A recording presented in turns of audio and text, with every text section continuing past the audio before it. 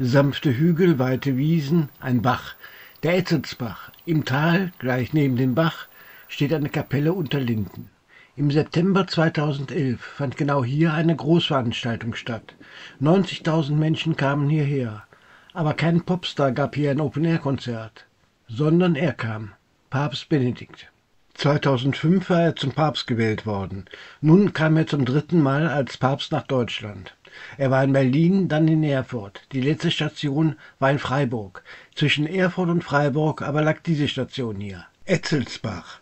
Von Erfurt flog er mit dem Hubschrauber zur Wallfahrtskapelle Etzelsbach. Hier feierte er mit 90.000 am späten Nachmittag eine marianische Vesper. Danach kehrte er nach Erfurt zurück. Für diesen einen Tag, für diesen einen Nachmittag stand die Wallfahrtskapelle Etzelsbach im Mittelpunkt des Interesses. Ein bisher außerhalb der Region wenig bekannter Ort bekam so für wenige Stunden eine riesige Bedeutung. Wie viele Wallfahrtskapellen haben schon einen Papstbesuch in ihrer Chronik stehen? Uns interessiert nun, was ist heute, 13 Jahre später, vom Papstbesuch geblieben? Wie sieht es heute hier aus? Gibt es eine Erinnerung an den Besuch des Papstes, zum Beispiel ein Gedenkstein? Wir wurden überrascht. Wo liegt die Wallfahrtskapelle Etzelsbach? Wir sind hier in Thüringen, und zwar in der Region und im Landkreis Eichsfeld. Die Region Eichsfeld liegt zum größten Teil in Thüringen, ein kleiner Teil liegt in Niedersachsen. Wir sind hier etwa 150 Kilometer südöstlich von Hannover. Erfurt liegt etwa 100 Kilometer südlich. Die nächsten größeren Städte sind Göttingen und im Eichsfeld dann Duderstadt, Heiligenstadt, Worbis und Leinefelde.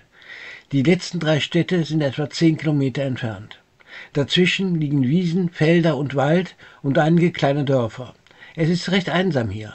Das nächstgelegene Dorf, das ist die Gemeinde Steinbach. Hier leben etwas über 500 Einwohner. Zwar kannte unser Navi weder Steinbach noch Etzelsbach, doch die Kapelle ist gut ausgeschildert. Doch statt eines Feldweges im Tal finden wir hier diese Straße, gesäumt von jungen Bäumen. Ich glaube, das sind Linden. Dann die nächste Überraschung. Hier gibt es einen großen Parkplatz und ein Infocenter, ein Infopoint. Und der war nicht nur geöffnet, sondern auch eine Mitarbeiterin war da, an einem Wochentag. Das hatten wir nicht erwartet.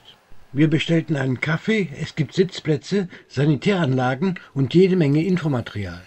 Um das Gebäude stehen Informationstafeln, sehr ausführlich, natürlich auch zur Umgebung, zum Eichsfeld, zu Wallfahrtswegen, Kirchen und Kapellen und natürlich zum Papstbesuch.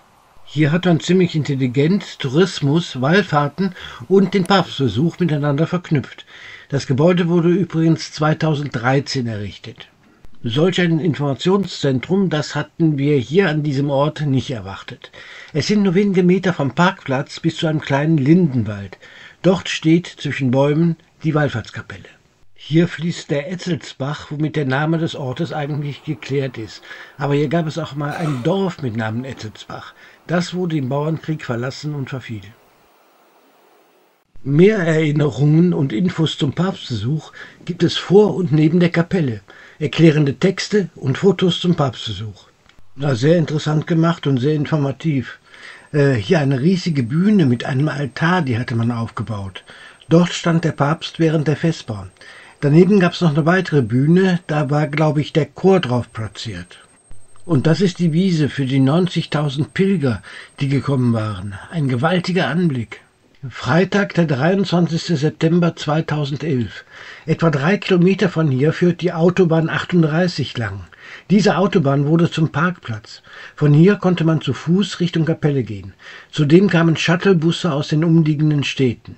Um 16:30 Uhr war der Hubschrauber mit dem Papst in Erfurt gestartet. Nach der Landung fuhr er mit dem Papamobil durch die Menge zur Bühne mit dem Altar. Nachdem er am Gnadenbild gebetet hatte, begann um 17:45 Uhr die marianische Vesper und eine Stunde später hob der Hubschrauber mit dem Papst wieder Richtung Erfurt ab. Das ist die Kapelle und links davon sieht man eingezeichnet die Felder für die 90.000 Besucher und den Altar. Und das ist die Wiese oder die Wiesen, auf denen das alles 2011 stattfand. Schön, dass man sich hier mit der Tafel orientieren kann.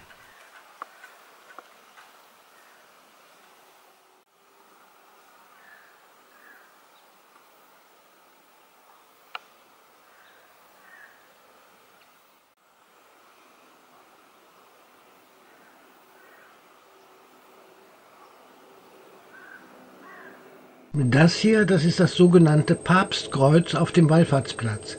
Und das ist die Wallfahrtskapelle.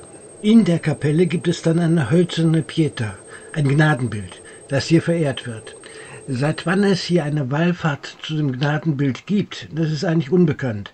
Aber vermutlich gab es das schon im 15. Jahrhundert. Die heutige Kapelle wurde 1897 gebaut. Vorher hat es aber hier bereits eine Kapelle gegeben, die um 1800 gebaut wurde. Es gab aber noch einen Vorgängerbau, die Wallfahrtskapelle zu unserer lieben Frauen. Die wurde im Bauernkrieg 1525 niedergebrannt. Das Eichsfeld ist überwiegend katholisch und in dieser Region gibt es eine sehr starke Marienverehrung. Das hat hier Tradition. Als Papst Benedikt hierher kam, sagte er als Begründung für seinen Besuch im Eichsfeld, er wolle die Region besuchen, deren Menschen trotz zweier Diktatoren fest zu ihrem Glauben und zu den christlichen bzw. katholischen Traditionen gestanden haben. Wir sind inzwischen in der Kapelle. Das Fenster, das zeigt einige der Nothelfer. Warum sich der Papst für seinen Besuch eine einsam gelegene Kapelle ausgesucht hat, liegt an ihrer Lage. Einsam, also gut zu sichern, und hier ist Platz für eine Veranstaltung mit fast 100.000 Menschen. Der päpstliche Reisemarschall sagte nach seinem ersten Besuch in Ettelsbach, als er die Lage des Ortes beschreiben sollte, das ist die Mitte von nirgendwo. Links sieht man übrigens eine Darstellung der heiligen Anna, das Relief Anna selbst tritt. Rechts sieht man das Gnadenbild. Die Legende sagt, ein Bauer pflügte seinen Acker, da scheuten die Pferde und er fand im Boden das Gnadenbild. Anscheinend kam das Gnadenbild so in eine Kapelle. Als im benachbarten Ort die Pferdeseuche ausbrach, schickte der Pfarrer die Bauern mit ihren Pferden zur Kapelle mit dem Gnadenbild. Die Tiere wurden wieder gesund. Diese Geschichte verbreitete sich und seitdem findet hierher an den 3 Marienfesten Wallfahrten statt. Eine davon ist eine Pferdewallfahrt. Also man kommt mit den Pferden hierher, die werden dann gesegnet. Die Wallfahrt ist sehr beliebt. Das war's aus Ettelsbach im Eichsfeld. Ich bin überrascht über die Menge an Informationen, die ich hier erhalten habe. Der Besuch von Papst Benedikt, hier ist er nicht vergessen. Die Erinnerung an diesen wohl bedeutendsten Tag im katholischen Eichsfeld wird lebendig gehalten. In diesem Sinn, tschüss.